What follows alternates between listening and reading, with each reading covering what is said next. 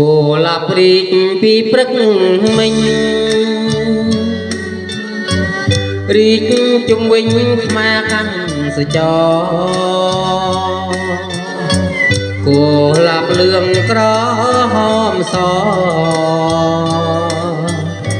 ឃើញថាមិនល្អមិនបានស្រងអើយប្រហែលគ្នាស្រងមួយណាដែលខ្ញុំលួចស្នាគឺថ្ពាល់ខួចញញឹមជាងគេមានខ្សែភ្នែកស្នេហ៍ស្រទន់សង្ឃឹមថាបានក្រែងលោមិនបានរកតែស្មានមិនត្រូវ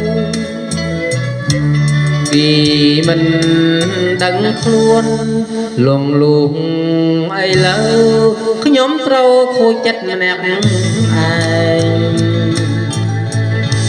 បើភ្នែកខ្វាក់មិនឃើញស្រី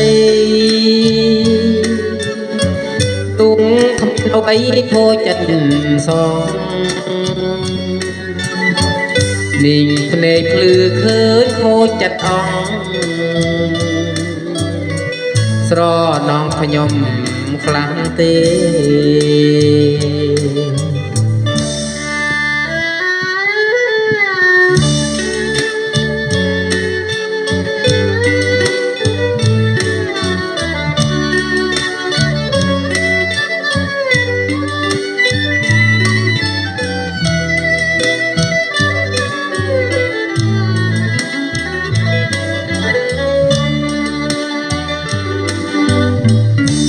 សង្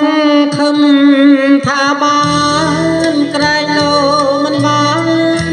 រកតែស្មានមិនត្រូវពីមិនដឹងខ្លួនលងលូងអីលើខ្ញុំត្រូវខូចចិត្តម្នាក់ឯងបើភ្នែកខ្វាក់មិនឃើញស្រីនោះគ្មានអ្វីខូចចិត្តសងនាងភ្នែកឃើញខូចចិត្តឆ្អល់ស្រណងខ្ញុំខ្លាំងទេ